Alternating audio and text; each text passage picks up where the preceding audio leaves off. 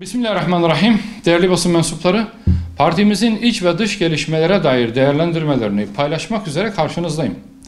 Değerli arkadaşlar, gelir dağılımındaki adaletsizlik Türkiye'nin en temel meselelerinin başında gelmektedir. Yoksulun gittikçe yoksullaştığı, orta sınıfın dahi pek çok zorlukla karşılaştığı, zenginlerin ise servetlerine servet kattığı bir ekonomik sistemde adaletten bahsetmek mümkün değildir. Türkiye'de devletin gelirlerinin önemli bir bölümü dolaylı vergilerden oluşmaktadır. Bu sebeple özellikle yoksulların ve düşük gelirli vatandaşların ülkenin vergi yükünü taşıyor olması köklü bir sistem değişikliğini kaçınılmaz kılmaktadır. Hükümetler her fırsatta vergi düzenlemesi adı altında yüksek meblağlı devlet alacağını faizleriyle birlikte affetme yoluna gitmektedir. Pek çok büyük şirketin ve tacirin yararlandığı bu fırsatlar düşük gelirli vatandaşa ek vergiler olarak yansımaktadır. Zenginin affedilen borcu dolaylı vergilerle yoksullara yükletilmektedir. Zenginin zenginliğini, yoksulluğun da yoksulluğunu arttırmak adalet değildir. İnsanların hayatlarını idame ettirmek için temel gıda maddelerine dahi ulaşırken vergi ödemek zorunda bırakılması adalet değildir. Adalet, yoksulu ve orta sınıfı koruyarak gelir ve zenginlik oranında vergi almaktır. Zor günlerin daha kolay atlatılabilmesi için yoksulları rahatlatacak bir vergi düzenlemesi mutlaka yapılmalıdır. Kıymetli basın mensupları, son dönemde yükselişe geçen Borsa İstanbul Endeksi yoğun haberlerin de etkisiyle önemli oranda küçük yatırımcının ilgi odağı haline geldi. Çoğu kişisel yatırımcının tepeden daldığı endekslerdeki düşüşler sonrası bu kez mağduriyet haberleri gündeme gelmeye başladı. Gerek spekülasyon iddiaları, gerekse de çoğu yatırımcının mahiyetine tam aşina olamadığı kumardan farksız olan kaldıraçlı işlemler neticesinde çoğu kişinin varlıkları önemli oranda eridi.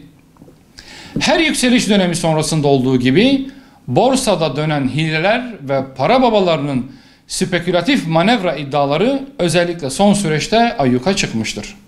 Mevcut mevzuatta suç teşkil eden bu durumun çeşitli müeyyideleri olmasına karşın bu türlü borsa spekülasyonlarının önüne geçilememesi, suistimale açık bu alanda daha fazla tedbir ve daha fazla caydırıcı cezaların yürürlüğe konmasını gerekli kılmaktadır.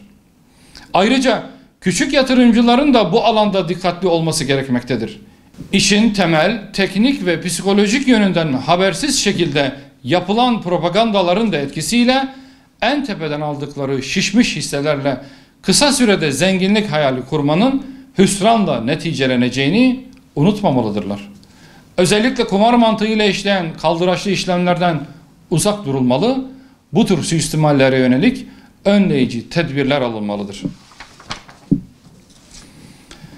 Değerli basın mensupları, yatırımlarda kullanılmak üzere Cumhuriyet tarihinin en kapsamlı kredi paketi oluşturuldu.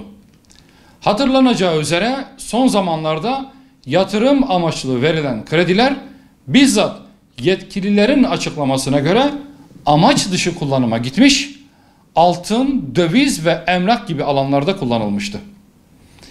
Bundan dolayı kredi sağlamada hükümet kısıtlamalara gitmiş, iş dünyası da kredilere ulaşamadıkları için zor durumda kaldıklarını defaatle açıklamışlardı. Son açıklanan kredi paketi hacim olarak oldukça yüksektir. Bu kez amaç dışı kullanıma karşı daha sıkı tedbirlerin alınması gerekmektedir. Aksi halde milletin parasıyla ödenen krediler üretim ve yeni iş imkanları oluşturmada kullanılmak yerine bir avuç zenginin servetlerini katlamasından öte bir işlev görmeyecektir. Değerli arkadaşlar, Türkiye'de birkaç yıldır zirvede olan konut sorunu beraberinde yeni sorunlar getirdi. Bunlardan en önemlisi konut kiralarının hızla yükselmesidir. Ancak konut fiyatlarının yükselmesini önleyemeyen hükümet resmi rakamlara göre %64 olan enflasyona rağmen çareyi kira artış oranlarına %25 sınırlaması getirmekte buldu. Konut kiralarının %25 ile sınırlanması süresi 2023 Temmuz ayında sona erecektir. Türkiye'deki hane sayısının yaklaşık yarısını kiracılar oluşturmaktadır. Gelir düzeyinin iyice düştüğü bu dönemde kira bedeli hanelerin gelir gider dengesini alt üst etmektedir. Ekonomide yaşanan kaotik durum karşısında ev sahibi olamayan ve gelirleri giderlerini karşılayamayan vatandaşlar için kira desteği verilmesi bir zorunluluktur. Kapitalist sistem insanlara sınırsız kazancı ve krizleri fırsata dönüştürerek daha çok kar etmeyi telkin etmektedir. Kapitalizm, kardeşinin kaybetmesi pahasına kendisinin daha fazla kazanmasına odaklanmış bir sistemdir. Buna mukabil İslam, hayatı maddi kazançtan ibaret görmez. Kriz zamanlarında fırsatçılık yapmayı yasaklar. Sınırsız kar yerine yardımlaşma ve dayanışmayı esas alır. Bir taraftan hükümete yönelik eleştiri ve önerilerde bulunurken, diğer taraftan da tüm ev sahiplerine de kiracıların gelir durumunu gözeterek kira artışlarını mümkün olduğu kadar asgari bir düzeyde tutmalarını tavsiye ediyoruz. Kıymetli basın mensupları, tarım ve hayvancılığın ehemmiyeti ve özellikle de pandemi sonrasında stratejik bir öneme sahip olacağı bilinmesine rağmen bu süreçte yerinde ve zamanında doğru ve yeterli adımlar maalesef atılmadı. Et, süt ve süt ürünlerinde meydana gelen yüksek fiyat artışları hayvancılık sektöründeki sorunları tekrar gündeme getirdi. Destekleme, düzenleme ve denetleme pozisyonundaki Tarım Bakanlığı son bir yılda ekonomik alanda meydana gelen değişim ve dönüşüme uygun projeler geliştirmede maalesef geç kaldı. Bıçak kemiğe dayanınca da ithalat gündeme geldi. Her şeyden önce hayvancılığın cazibesi arttırılmalı ve mutlaka üretimi ve iç piyasaya arzı arttırıcı temel projeler hayata geçirilmelidir. Tarımda ve hayvancılıkta yapılan ve oldukça yetersiz kalan düzenlemeler sektörün son bir yılda yaşanan ekonomik krizden gördüğü zararı bertaraf etmeye yetmemektedir.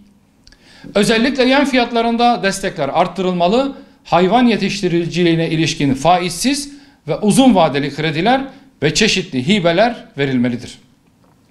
İthalata ihtiyaç bırakmayacak kısa, orta ve uzun vadeli plan ve projeler hayata geçirilmelidir. Değerli basın mensupları, Türkiye ciddi bir kuraklık tehlikesiyle karşı karşıya bulunmaktadır. Doluluk oranları her geçen gün biraz daha düşen barajlar ve çekilen yeraltı suları durumun aciliyetini göstermektedir. Bu durum karşısında geç kalınmadan gerekli tüm tedbirler alınmalıdır. İçinde olduğumuz seçim atmosferi yaklaşmakta olan tehlikeleri görmemize engel teşkil etmemelidir. Sulama yatırımları ve gıda arzı güvenliği ikinci plana itilmemelidir. Suyun bilinçli tüketimi ve verimli kullanımı konusunda ülke genelinde bir hassasiyetin oluşmasına öncülük edilmelidir. GAP gibi yıllardan beri bitirilemeyen ya da yarım yamalak biten ancak çeşitli idari zayıflıklar yüzünden faaliyete geçmemiş projeler bir an önce bitirilmelidir. Modern sulama destek ve teşvikleri ivedilikle uygulanmaya konulmalı, uzun vadede sulanabilecek bütün tarım alanları suyla buluşturulmalıdır.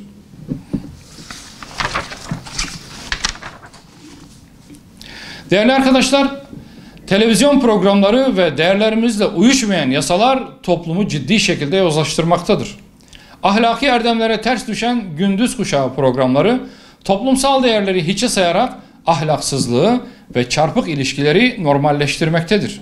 Kamuoyunun tüm tepkisine rağmen söz konusu programlar her geçen gün daha büyük rezaletlere sahne olmaktadır.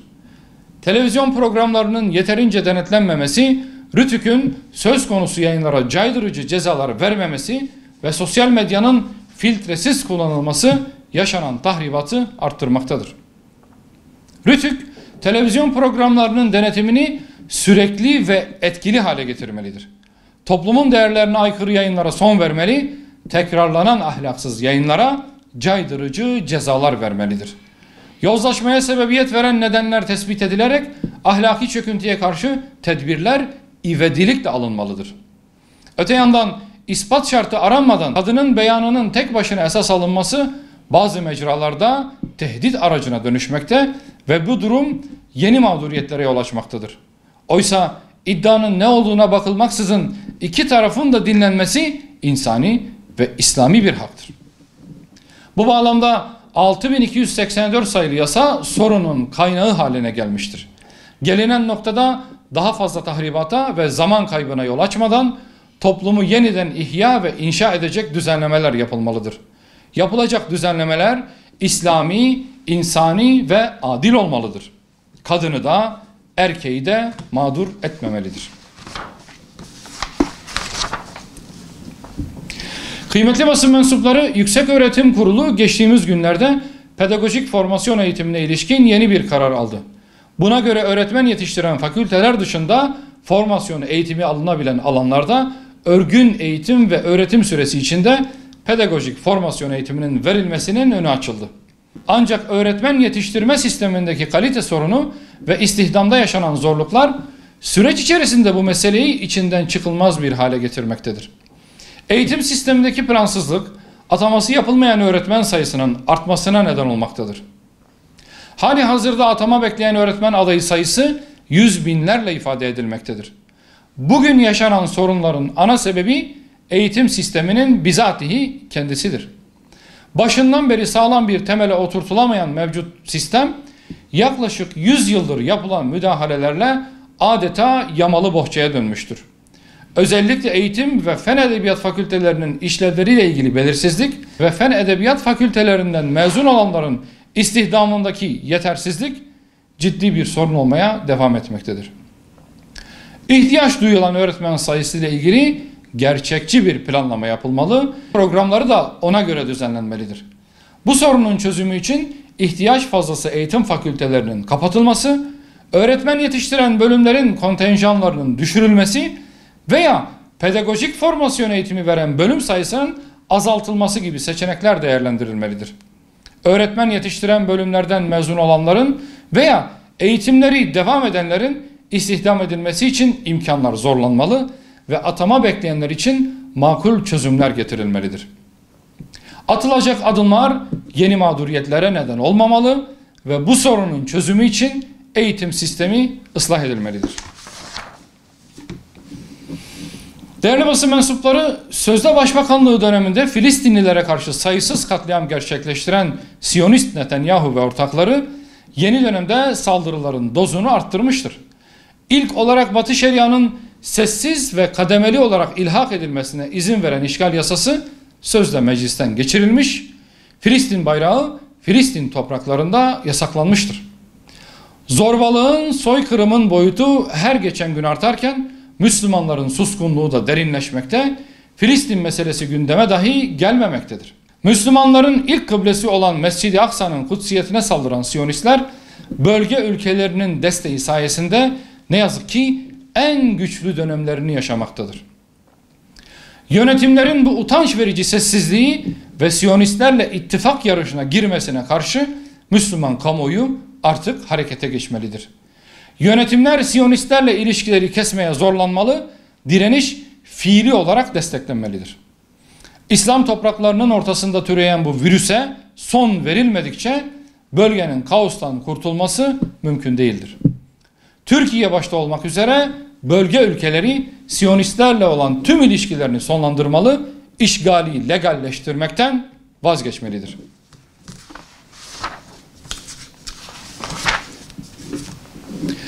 Kıymetli basın mensupları, geçen hafta Afganistan'ın başkenti Kabil'de Dışişleri Bakanlığı ve Büyükelçilik binalarının yakınında 20 kişinin katledildiği menfur bir saldırı gerçekleşti. Afganistan'ın istikrarına ve huzuruna yapılan bu saldırıyı kınıyor, vefat edenlere Allah'tan rahmet, yaralılara acil şifalar diliyoruz. Vefat edenlerin ailelerine ve Afganistan halkına başsağlığı ve taziyelerimizi iletiyoruz. Temennimiz bu saldırıların son bulması, 40 yıldır savaşın ve çatışmanın sürdüğü Afganistan'da huzur ve barışın hakim olmasıdır. Bu saldırının yapıldığı günlerde Dünya Müslüman Alimler Birliği'nden kıymetli bir heyet Afganistan'a bir ziyaret gerçekleştirdi. İslam Emirliği'nin birçok üst düzey yetkilisiyle görüşen alimler, İslam ülkelerine Afganistan İslam Emirliği'ni tanıma ve destekleme çağrısı yaptılar. 500 bin çocuğun yetim, 80 bin kadının dul, 150 bin kişinin engelli ve 10 milyona yakın kişinin de göç etmek zorunda kaldığı Afganistan'da sorunların kısa sürede bitmesi, huzur ve istikrarın bir an önce sağlanması ancak bölgesel işbirliğiyle mümkündür. İslam ülkelerini Afganistan'ın kendi ayakları üzerinde durabilecek seviyeye gelmesi için harekete geçmeye çağırıyoruz. Evet değerli arkadaşlar, benim paylaşacaklarım bunlar. Hepinize hayırlı günler dilerim.